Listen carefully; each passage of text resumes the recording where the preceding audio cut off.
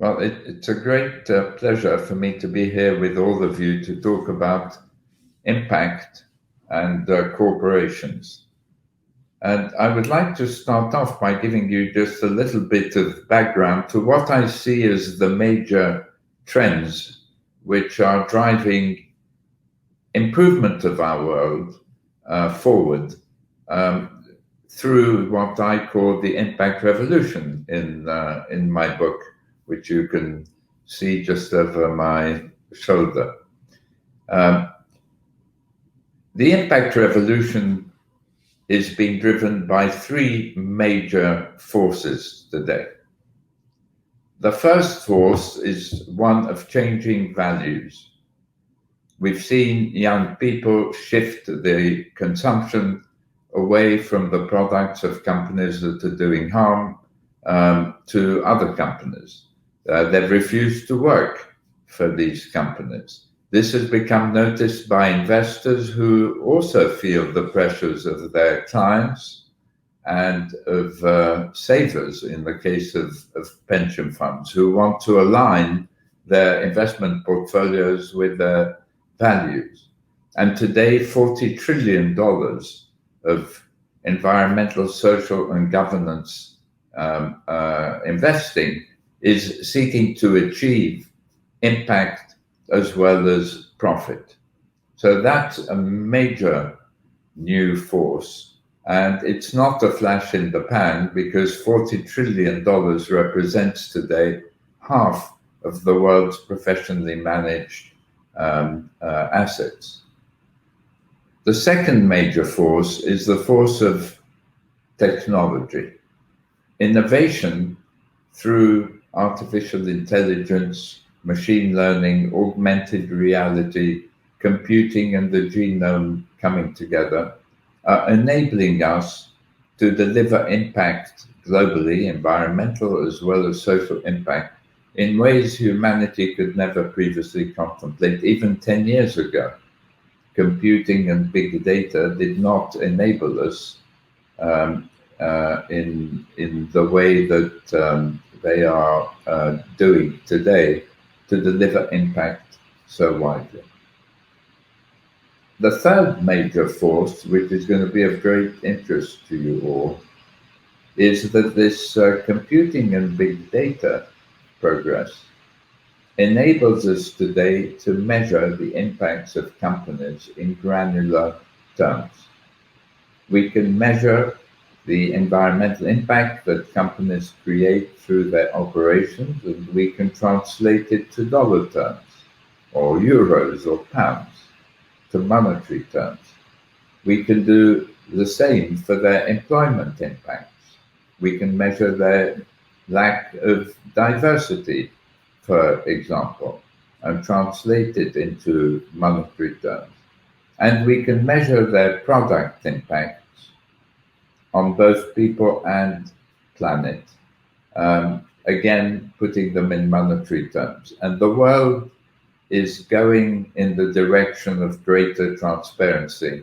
As you're all aware, you can see the EU legislating, you can see the SEC proposing now to issue regulations this year. You can see IFRS, which is responsible for all financial accounting outside of the United States, moving to establish a sustainable accounting standards board. You can see IOSCO, the organization that brings together the world's regulators, going in the same direction, pushing for impact transparency. Basically, we are at a historic crossroads yet again. I say yet again because we had the same issues around transparency in the early 30s, after the crash of 1929, when investors woke up to the fact that they had been investing in companies that each picked their own accounting principles. There were no auditors to verify the numbers, and companies could even put a share of their profits into hidden reserves without telling their shareholders. And the regulation legislation that came through the acts of 1933 and 34 in the United States, and was soon followed across the world, established gap accounting and the use of auditors. And so we are in a similar position today with regard to impact transparency, with trillions of dollars being invested to achieve impact, but no real transparency, because each company is disclosing what it wishes to disclose on a different basis. There isn't consistency, there isn't comprehensive information, there isn't comparability, and there isn't verification. So we have these three major forces: values, technology, transparency on the impacts that companies create. And we are, in my view, in the first stage of an impact revolution, which is going to be as pervasive and disruptive of business models as the tech revolution that has preceded it. And it's going to build on that tech revolution, because technological innovation is coming now to disrupt established business models, bringing impact. Take the case of Tesla. Tesla's aim in entering the automobile industry wasn't simply because it was an easy industry in which to make money. It's a very old, established, extremely competitive industry.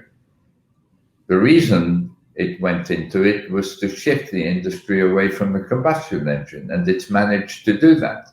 The implications for Tesla have been massively positive. Its share price multiplied 7 times in 2020 alone. It's worth 5 of its competitors put together. At the same time, we see fossil fuel companies declining in terms of their stock market valuations. ExxonMobil lost 2/3 of its value in 3 years, and has, recently been the object of a shareholder revolt, with 3 directors being kicked off its board and 3 new directors appointed who are more closely concerned with environmental issues. So from the point of view of corporate venturing, we have an opportunity today that is akin to the opportunity that happened when the microchip was invented and brought us at first the PC and the software that went for it.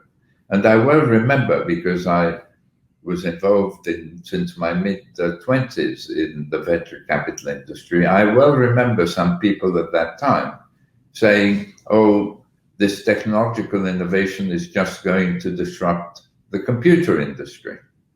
And they didn't see the cell phone, the mobile phone coming, and they didn't see the internet. And the same is going to happen with impact. Those who don't embrace impact today will be left behind by new entrants, as well as existing companies that see the opportunity and begin to make a shift in the direction of impact. And we are seeing investors today driving this revolution.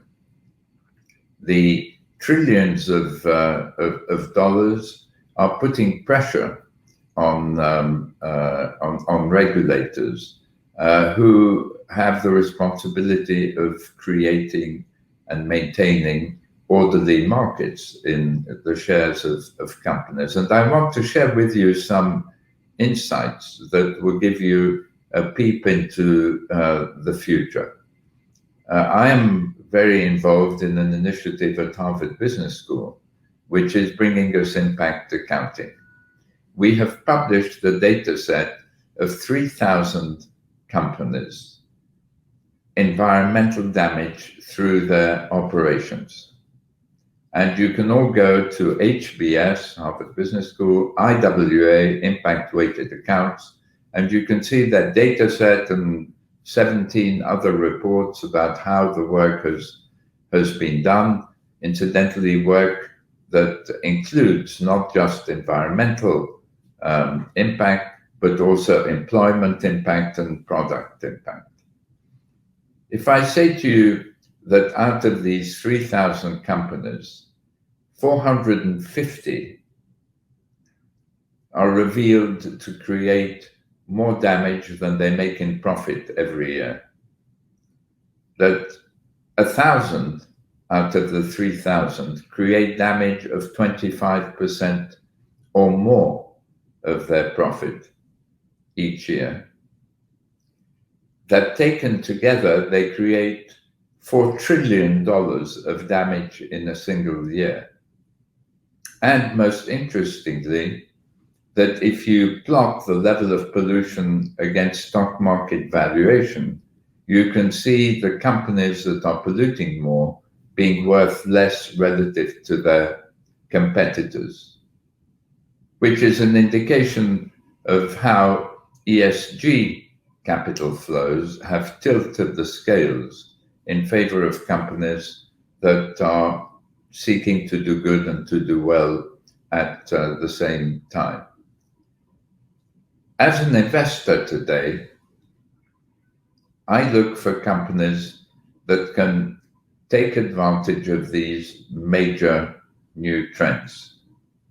Companies that are able to optimize risk, return, and impact, because they have the opportunity to attract the consumers, to attract the talent, to attract the investors, while at the same time they avoid the risks of companies that are creating harm within their sectors with their old business models, which are making them vulnerable to taxation and regulation. So we're beginning to talk of a carbon tax everywhere in the world.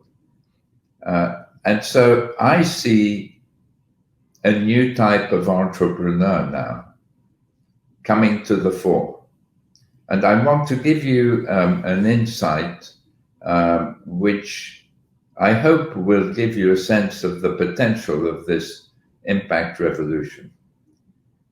There's a company here in Israel, I'm speaking to you from Tel Aviv today, called Orcam, which I mention in my book, Impact, subtitle, Reshaping Capitalism to Drive Real Change. Orcam was set up by some of the most successful entrepreneurs in the world. They sold their company to Intel for $15 billion. Orcam seeks to address the issue of blindness. It creates spectacles that help the blind, in inverted commas, to see. These spectacles have a memory stick-like device hanging off the side, which whispers into the ear of the wearer the page of the book or the newspaper they're reading, and can recognize up to 300 faces that have been put into it. You'd all say, wow, that's an unbelievable impact venture. 35 million blind people in the world, 250 million visually impaired people whose lives can benefit from this product. But if you think like an impact investor, you ask yourself an additional question that you wouldn't normally ask in a risk-return paradigm. And the question is, how can this technology help the maximum number of people on the planet? And you get a surprising and revealing answer. And the answer is, what if you provided these spectacles to the 800 million illiterate adults in the world? What would that do to improve their lives and livelihoods? What could it do for the world economy to bring 800 million people from not being able to read to being able, in inverted commas, to do so? And so all of a sudden you've defined a market opportunity of 1.1 billion people instead of 300 million. And it leads you to define different business models for providing these spectacles on a commercial basis. So risk-return impact today is just a better way of investing and doing business. In my view, it pushes up the efficient investment frontier, meaning that you get a higher level of return and at a similar level of risk. And the impact dimension enhances both of these traditional dimensions of investment and business decision making. Now, why is this going to happen quickly? It's going to happen quickly because of the effect that impact thinking is having on investment decision making and therefore on the valuations of companies. So my prediction is that within the next 3 to 5 years, we will have mandatory publication of some form of impact-weighted accounts that enable us to use the same unit of measurement for environmental risk, for environmental damage, for social impact, and for profit. In a way, capitalism has reached the stage now where its consequences are just too great even for governments to be able to cope with them. If we want to tackle our climate and social challenges effectively, we have to bring our economies, which means businesses and the investors in them, to create solutions rather than in their search for profit alone to create and aggravate problems. Impact is the invisible heart of markets that guides their invisible hand.